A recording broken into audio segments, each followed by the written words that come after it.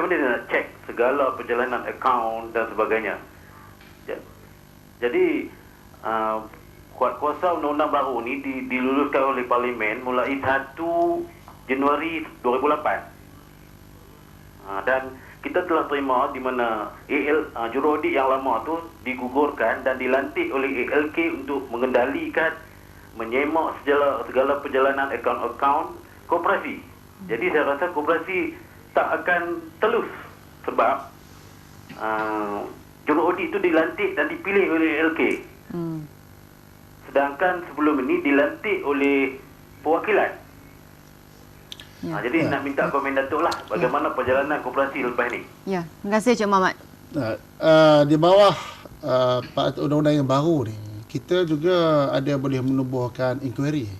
Jadi kalau kita ada laporan kita terima, laporan tidak puas hati di kalangan ahli koperasi, mereka boleh laporkan kepada SKM dan SKM akan turun siasat dan kalau perlu kita tubuhkan satu inquiry board yang memang dah ada, yang kita dah lantik dah pun inquiry board ni. Jadi inquiry board ni akan turun untuk membuat penyiasatan mengenai segala aduan-aduan, bukan saja dari segi daripada segi auditing, maksudnya bukan daripada segi pengurusan kewangan, malah daripada segi pengurusan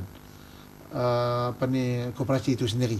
Kalau ada ahli tak berpuas hati, kita boleh turun siasat dengan adanya tribunal yang inquiry board yang kita tubuhkan. Sebenarnya tadi ada satu lagi panggilan tapi tunggu sampai terputus ya. Tak apa, kalau boleh dah lagi ya, 03-2828-578 ataupun 579. Kembali kepada NLP tadi ya. Saya rasa tak ada orang yang sengaja tak nak bayar pinjaman ya, kalau dia mampu bayar. Kenapa agaknya tak mampu nak bayar kan buruk siku ni? Itu sebab kita telah, saya ingat ini yang Peggy cakap betul. Waktu saya menjadi pegawai undang-undang MARA selama 4 tahun tu, memang kerja saya untuk menggunakan saman mana orang hutang MARA tu tak bayar. Saya selalu bertanya kepada orang yang saya saman, saya tanya, "Cik, mengapa tak bayar hutang MARA ni?" "Cik dah pinjam." Dia kata, "Yalah, MARA ajar kita macam mana nak pinjam, tapi MARA tak ajar kita macam mana nak bayar balik." Ini. Jadi daripada situ saya telah pun memberi cadangan waktu saya jadi pegawai undang dulu, dan sebab itu hari ini kita nak lihat bukan saja berapa banyak duit yang kita boleh belanjakan untuk membantu usahawan, kita juga nak melihat berapa banyak kutipan mampu dibuat oleh agensi ini.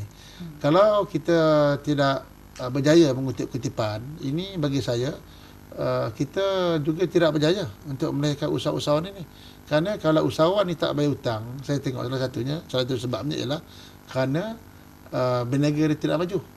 Kalau dia berniaga dia maju, sudah tentulah dia akan bayar hutang.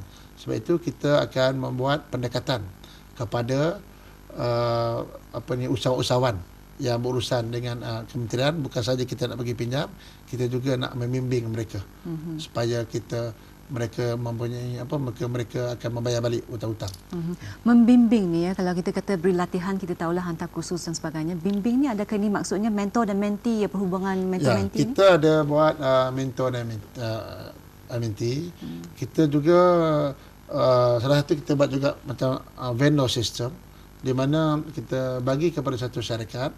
Jadi syarikat anchor ni dia akan buka pula outlet dia, pinjaman di bawah syarikat dia. Jadi dengan adanya syarikat anchor ni atau vendor ni, dia akan dapat membantu usahawan yang ada di bawah jagaan mereka. Kerana kalau kita nak harap pegawai kementerian saja, contoh pegawai bank saya tentu tidak mampu. Kerana pelanggan yang berurusan dengan mereka begitu ramai. Sebab itu kita memerlukan orang yang ketiga untuk membantu kita untuk memantau perniagaan ini. Jadi kembali kepada soal keuangan ini ya, tadi non-performing loans, Datuk kata kalau mereka bayar ikut jadual ada insentifnya. Bagi mereka yang tak bayar tu apa hukumannya? dia kalau dia tak bayar, yang ialah akhir sekali dah tentulah kita akan dakwa mereka ke mahkamah. Itu jalan yang terakhir.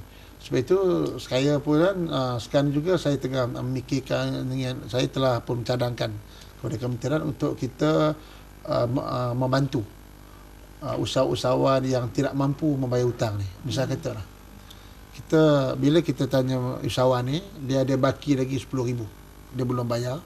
Tetapi dalam masa yang sama, usahawan ini dia mempunyai satu proposal, satu perniagaan yang lebih baik. Jadi kita akan membuat set off ni. Artinya kalau kita yakin bahawa perniagaan cadangan yang diberikan itu boleh membaiki lagi perniagaan mereka, jadi kita akan cari jalan supaya yang hutang 10,000 tu kita tolong selesaikan. Lepas itu kita beri pinjaman supaya dia boleh mulakan dengan perniagaan yang baru. Sebab kita tak mahu sebabkan 10,000 itu, maka peluang dia untuk meningkat menjadi satu halangan. Bila Datuk, kita ada satu pandangan yang telah dihantar melalui SMS ya. Katanya minta Datuk dapat ambil perhatian dengan syarikat GLC, khususnya Malaysia Airport Berhad, yang tolak permohonan syarikat Bumiputera untuk berniaga di airport. Ya, sebenarnya kita telah pun membuat kerjasama dengan GLC ni. Tapi masih belum banyak. Kerana kalau saya tak silap, daripada kita baru dapat 13 dengan syarikat GLC ini. Salah satunya peluang perniagaan di airport. Sebenarnya kita dah mula pun dapat peluang berniaga di airport, itu di LCCT. Di lapangan terbang Taman Muar tu, low cost. Kalau pergi di tempat dia food court dia, di situ yang berniaga di situ ialah usahawan daripada MACD. Kita juga telah pun ada mendapat persetujuan daripada Malaysia Airport ni untuk memberi peluang kepada kementerian kita berniaga di KLIA. Jadi perlukah mereka ni membuat permohonan melalui kementerian ni ataupun direct kepada Malaysia? Ya, dia kena melalui kementerian kita, sebab mereka inilah kementerian usahawan yang kita akan bimbing supaya mereka berjaya berniaga di tempat-tempat yang baru ni. Satu lagi perkara yang mungkin tadi saya terlupa, bahawa agensi ini UDA. UDA ni juga di bawah kementerian saya. Dan hari ini yang isu yang saya lihat yang juga yang menjadi cabaran kepada saya ialah mengenai bas ekspres ni. Sekarang ni kita lihat selalu berlaku kemalangan bas ekspres, sampai orang rasa takut pula nak naik bas ekspres. Sebab itu saya telah pun menubuhkan flying squad. Flying squad ini ialah satu jawatankuasa yang akan pergi membuat spot check di mana-mana syarikat-syarikat kenderaan, termasuk syarikat bas yang punya lesen-lesen yang banyak ni, supaya nak memastikan bahawa syarikat-syarikat bas ekspres ini terutamanya mengikut arahan-arahan kita, peraturan-peraturan kita, dan juga yang telah ditetapkan oleh SHI ni. Jadi kita tidak mahu bila dah berlaku aksiden baru kita pergi buat inquiry. Jadi orang dah meninggal, kemenangan dah berlaku, baru kita bertindak. Jadi sebab itu saya tubuhkan flying squad ni supaya kita pergi siasat ni, bukan kita nak ambil nak menghukum. Kita nak membimbing syarikat-syarikat bas ni terutamanya. Kita nak tengok apa masalah mereka. Mengapa mereka tidak boleh mematuhi peraturan dia. Mungkin syarikat ini menghadapi masalah daripada segi pengurusan. Jadi ini semua kita akan lihat. Kalau perlu kita lihat, kita perlu bagi bantuan, kita mungkin boleh bagi bantuan. Yang pentingnya ialah apabila mereka mengurus bas ekspres, mereka mesti memberikan keutamaan kepada keselamatan penumpang.